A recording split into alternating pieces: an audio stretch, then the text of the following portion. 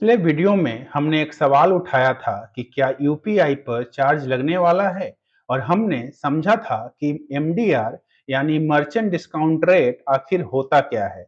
लेकिन उस पूरी कहानी का सबसे महत्वपूर्ण हिस्सा अभी बाकी था, क्योंकि अगर यूपीआई पर हमसे कोई सीधा चार्ज नहीं लिया जा रहा तो फिर एक सवाल तो बनता है, इस पूरे सिस्टम की कीमत कौन चुका रहा है?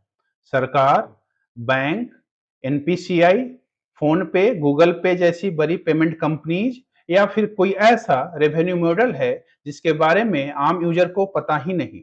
और अगर सरकार हर साल हजारों करोड़ रुपए इंसेंटिव के रूप में दे रही है, तो क्या जीरो एमडीआर मॉडल हमेशा चल सकता है? क्या यह सस्टेनेबल है, या फिर अब यूपीआई के लिए एक बड़ा आर्थिक मॉडल तैयार किया जा रहा है? और सबसे दिलचस्प सवाल कि क्या भारत का यूपीआई मॉडल दुनिया से अलग है, या दूसरे देशों ने भी इसी समस्या का कोई रास्ता निकाला है? नमस्कार, मेरा नाम प्रियम श्रीवास्तव है और आप देख रहे हैं मेरा यूट्यूब चैनल प्रियम श्रीवास्तव ऑफिशियल।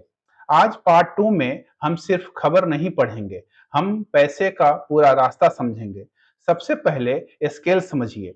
यूपीआई की शुरुआत अप्रैल 2016 में हुई थी। फिनेंशियल ईयर 2016-17 में यूपीआई पर लगभग 2 करोड़ ट्रांजैक्शन हुए थे, और फिर फाइनेंशियल ईयर 2025-26 में यह संख्या पहुंच गई 24,161.69 करोड़ ट्रांजैक्शन, यानी कि लगभग सवा 24,000 करोड़ ट्रांजैक्शन, यानी करीब 241.6 अरब ट्रांजैक्शन। इन ट्रांजैक्शन की कुल वैल्यू थी 314.23 लाख करोड़, और जून 2026 तक लगभग 55.59 करोड़ यूजर यूपीआई पर ऑनबोर्ड हो चुके थे। अब जरा इस संख्या को महसूस कीजिए। हर दिन करोड़ों पेमेंट्स, हर सेकंड हजारों ट्रांजैक्शन, हर ट्रांजैक्शन के पीछे banking infrastructure, authentication, fraud detection, settlement process, server capacity, cyber security, customer support, और सबसे महत्वपूर्ण विश्वसनीयता। क्यूआर कोड पर हम सिर्फ 2 सेकंड लगाते हैं, लेकिन उस 2 सेकंड के पीछे पूरे का पूरा फाइनेंशियल इंफ्रास्ट्रक्चर काम कर रहा होता है।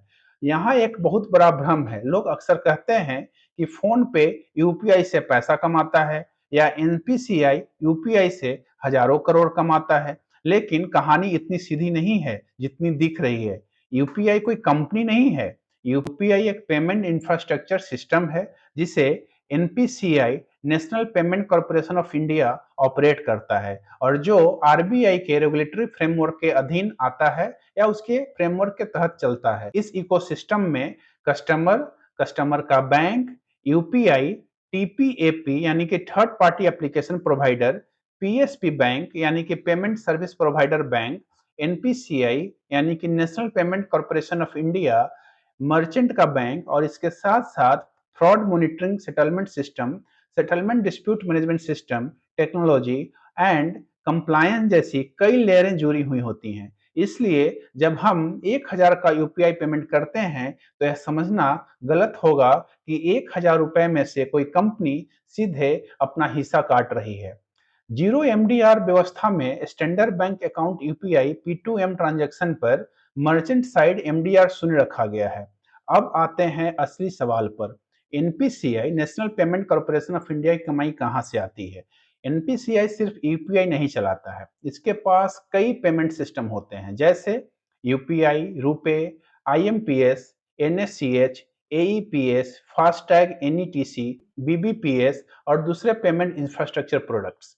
एनपीसीआई की financial year 2024-25 consolidated financial statement के मुताबिक उसका रेवेन्यू ऑपरेशन से लगभग 3,480.77 करोड़ था। इसमें सबसे बड़ा हिस्सा इनकम फ्रॉम पेमेंट सर्विस लगभग 3,212.03 करोड़ था। इसके अलावा certification income, implementation service income, network income, सब लाइसेंस फी और दूसरे ऑपरेटिंग इनकम भी हैं। यह एनपीसीआई की पूरी पेमेंट सर्विस इनकम है। इससे अलग अलग पेमेंट सर्विस सिस्टम की आय शामिल है। यानी अगर कोई वीडियो कहता है कि एनपीसीआई से यूपीआई ने 3,212 करोड़ कमाए, तो यह ओवर सिंप्लीफिकेशन होगा।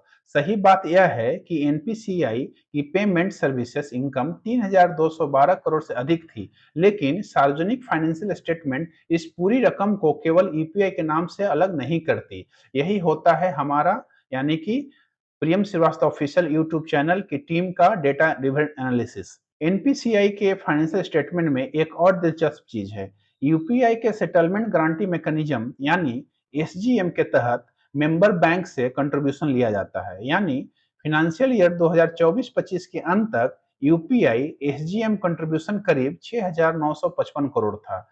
इस ईयर मार्क्ड फंड पर फाइनेंशियल ईयर 2024-25 में लगभग 46.47 करोड़ का इंटरेस्ट मिला, लेकिन इसे भी यूपीआई ट्रांजैक्शन फी कहना गलत होगा। यह ट्रांजैक्शन चार्ज नहीं, ईयर मार्क फंड पर इन्वेस्टमेंट इनकम है। यानी एनपीसीआई की इकोनॉमिक्स को समझने के लिए हमें तीन शब्द अलग अलग रखने होंगे। एक तो ट्रांजैक्शन रेवेन्यू, दूसरा अदर ऑपरेटिंग रेवेन्यू और तीसरा इन्वेस्टमेंट और इंटरेस्ट इनकम। अब आते हैं सबसे चर्चित आंकड़ों पर। अगर यूपीआई पर एमडीआर यानी कि मर्चेंट डिस्काउंट रेट 0 है, तो सरकार इस इकोसिस्टम को सपोर्ट कैसे करती है? सरकार ने incentive scheme for promotion of RuPay debit cards and low value भीम यूपीआई ट्रांजैक्शन पी2एम शुरू की। इसका उद्देश्य पेमेंट इकोसिस्टम पार्टिसिपेशन को इंसेंटिव देकर लो वैल्यू मर्चेंट ट्रांजैक्शन और डिजिटल पेमेंट एडप्टेशन को बढ़ाना है। और सरकार के आधिकारिक आंकड़ों के अनुसार यानी कि प्रेस इंफॉर्मेशन ब्यूरो के अनुसार फाइनेंशियल ईयर 2021-22 में 1389 करोड़, फाइनेंशियल ईयर 2022-23 में 2210 करोड़, फाइनेंशियल ईयर 23-24 में 3631 करोड़ और फाइनेंशियल ईयर 24-25 में 1046 करोड़, यानी कि 8276 करोड़ रुपए। सरकार ने खुद बताया कि इन वर्षों में 8276 करोड़ का बजटरी सपोर्ट और यही इंसेंटिव डिसबर्समेंट हुए। यहाँ आपको एक बात बिल्कुल साफ समझनी होगी। 8276 करोड़ का मतलब यह नहीं है कि सरकार ने यूपीआई का पूरा इंफ्रास्ट्रक्चर चलाने के लिए 8276 रुपए खर्च किए।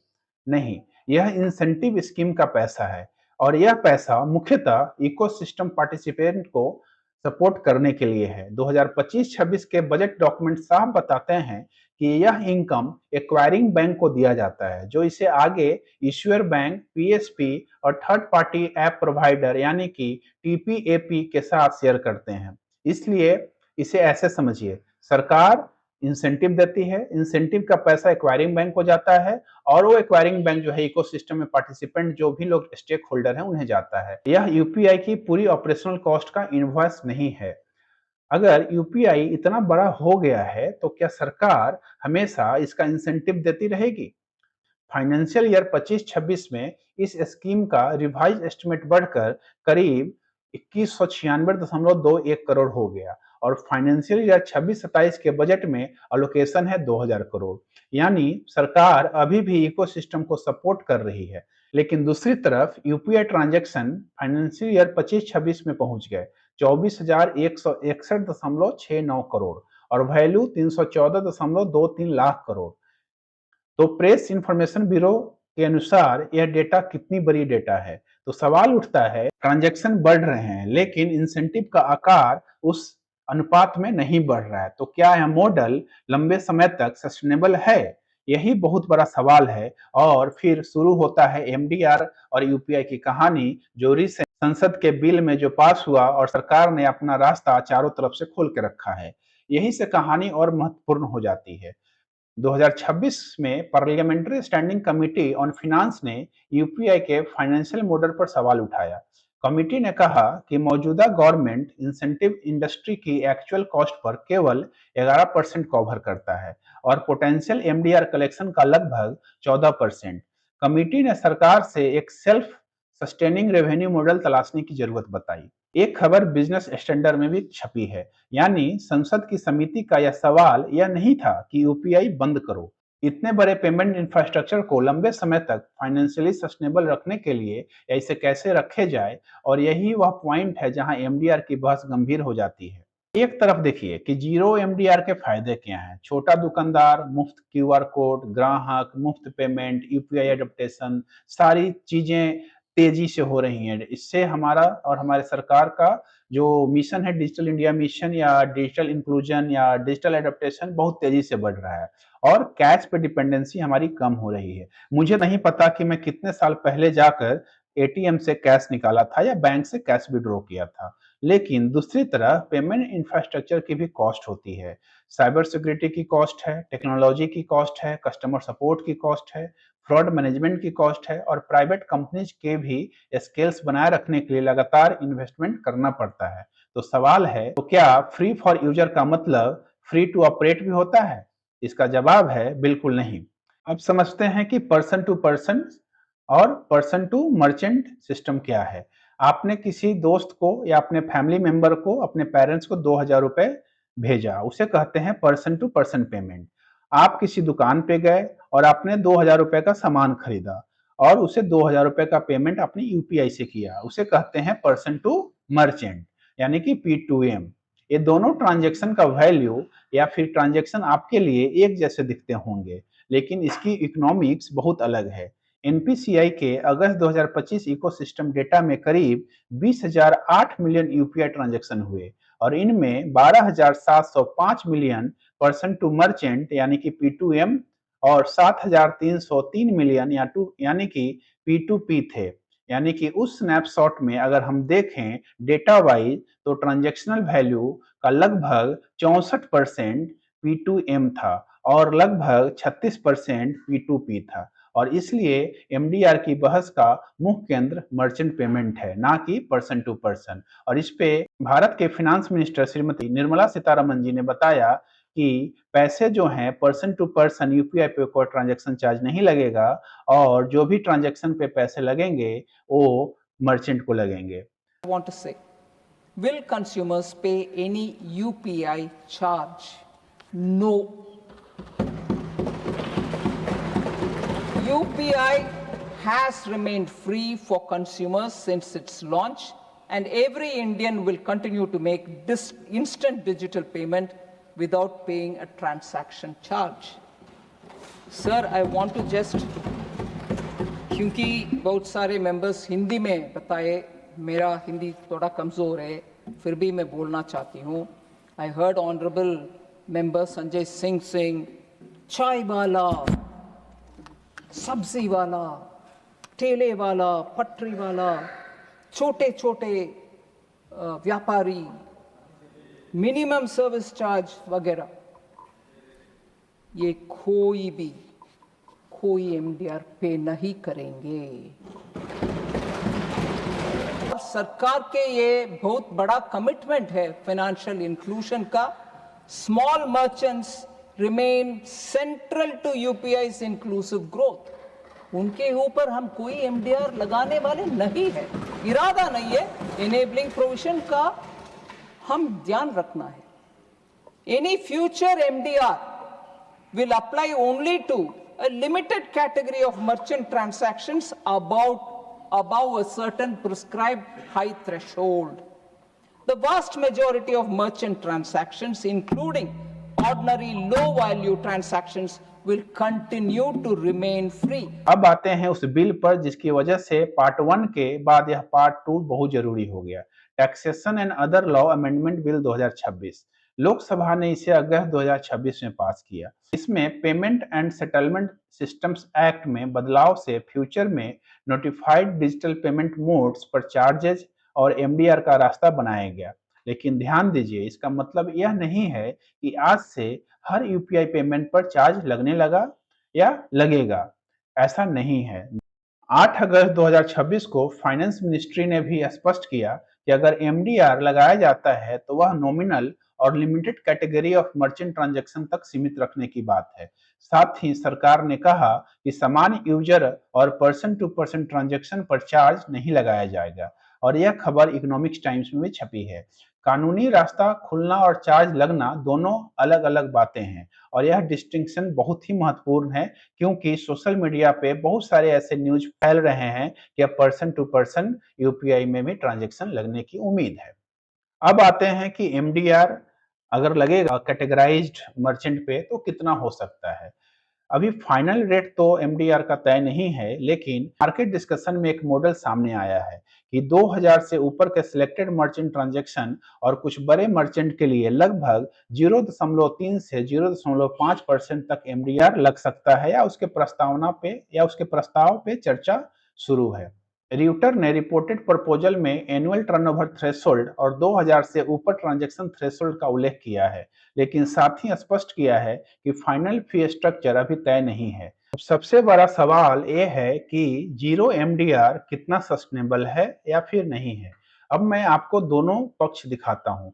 पक्ष नंबर 1, जीरो एमडीआर जारी रहना चाहिए। यूपीआई एक पब्लिक डिजिटल इंफ्रास्ट्रक्चर है। जैसे सड़क पर हर गाड़ी में टोल नहीं लिया जाता, जैसे इंटरनेट की पब्लिक इंफ्रास्ट्रक्चर पर टैक्स नहीं लिया जाता, वैसे ही डिजिटल पेमेंट इंफ्रास्ट्रक्चर को भी पब्लिक इंफ्रास्ट्रक्चर की तरह सपोर्ट किया जा सकता है। इसके फायदे क्या क्या हैं? इसके फायदे हैं financial inclusion, formalisation, cash dependency में कमी और छोटे व्यापारियों का डिजिटल एडप्टेशन। लेकिन पक्ष नंबर 2 भी है। अगर हर साल टैक्स पेयर फंडेड इंसेंटिव देना पड़े तो दूसरी तरफ इकोसिस्टम की एक्चुअल कॉस्ट उससे कई गुना ज्यादा हो, तो सवाल उठता है इस कॉस्ट को हमेशा सरकार क्यों उठाए। स्टैंडिंग कमेटी का 11% वाला ऑब्जर्वेशन इसी समस्या की ओर इशारा करता है, जो कि बिजनेस स्टैंडर्ड की एक रिपोर्ट में भी जाहिर है। लेकिन बहस ये नहीं है कि यूपीआई फ्री हो या पेड, असली बहस है यूपीआई किसके लिए फ्री रहे और इसकी लागत किस हिस्से से रिकवर किया जाए। अब हम चलते हैं सबसे महत्वपूर्ण बात पे। सबसे महत्वपूर्ण सवाल ये है कि इसकी कीमत कौन चुकाएगा। मान लीजिए सरकार कहती है हम इंसेंटिव कम करेंगे, तो इकोसिस्टम के पास क्या विकल्प है? एक, मर्चेंट एमडीआर, दूसरा पेमेंट कंपनीज की फी, और तीसरा बैंक लेवल कमर्शलाइजेशन, और चौथा वैल्यू एडेड सर्विस से रेवेन्यू जनरेट करना, और सबसे इंपॉर्टेंट पांचवा सरकार की सब्सिडी जारी रखना। लेकिन हर मॉडल की अपनी अपनी एक कीमत है। क्या एमडीआर का बोझ कंज्यूमर तक जाएगा? यहाँ भी हमें भावनाओं से नहीं, इकोनॉमिक्स की तरह बात करनी होगी और डेटा के अनुसार हम उसका एनालिसिस करेंगे। अगर मर्चेंट को 100 रुपए की पेमेंट पर 50 पैसे एमडीआर देना पड़े तो उसके पास 3 विकल्प है।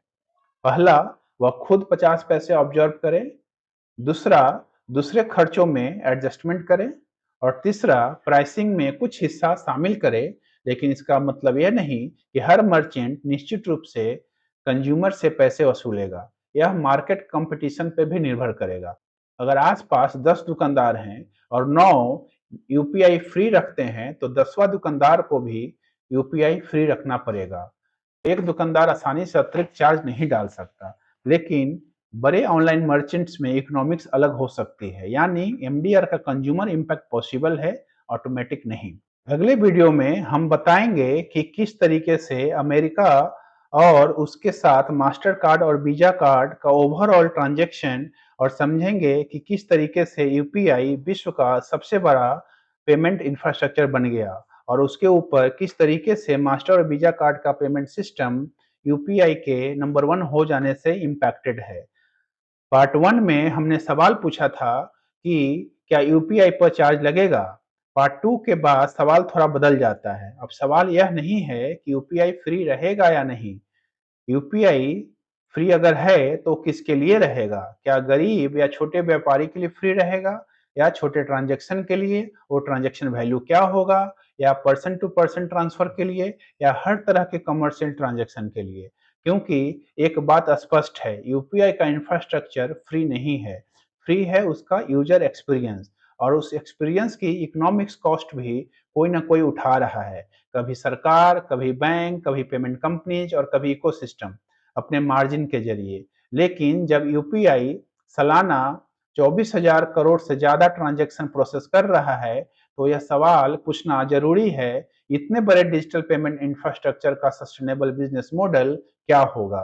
और इसका जवाब एमडीआर है। तो अगला सवाल और बड़ा है, एमडीआर की दर कितनी होगी, किस मर्चेंट पे लगेगा, ट्रांजैक्शन वैल्यू क्या होगा, पैसा किसे मिलेगा, क्या उसका कोई हिस्सा कंज्यूमर तक पहुंचेगा? इन सवाल के जवाब ही तय करेंगे कि भारत का जीरो एमडीआर यूपीआई मॉडल एक सफल डिजिटल पब्लिक इंफ्रास्ट्रक्चर बना रहता है या नहीं, या नए कमर्शियल पेमेंट मॉडल में बदल जाता है। अगर आपको यह एनालिसिस सिर्फ खबर नहीं बल्कि पूरी आर्थिक कहानी समझने में मदद करता है तो वीडियो को लाइक जरूर करें और कमेंट में बताएं कि बड़े मर्चेंट पर नॉमिनल एमडीआर लगना चाहिए लेकिन छोटे दुकानदार और आम लोगों के लिए यूपीआई हमेशा फ्री रहना चाहिए या नहीं। और अगर आप चाहते हैं कि मैं इस सीरीज का अगला भाग बनाऊं, यूपीआई पर एमडीआर लगा तो 2000, 10,000 या 1 लाख रुपए के पेमेंट पर असल में कितना पैसा जाएगा और कौन चुकाएगा और कौन कौन कमाएगा, तो कमेंट में लिखिए यूपीआई पार्ट 3। मैं हूं प्रियम श्रीवास्तव, आप देख रहे थे मेरा यूट्यूब चैनल प्रियम श्रीवास्तव ऑफिशियल। मेरे यूट्यूब चैनल को सब्सक्राइब कीजिए और अपना सपोर्ट बनाए रखें। तब तक के लिए अपना और अपने अपनों का ख्याल रखें। बहुत बहुत धन्यवाद। स्वस्थ रहें, मस्त रहें और व्यस्त रहें। बहुत बहुत धन्यवाद।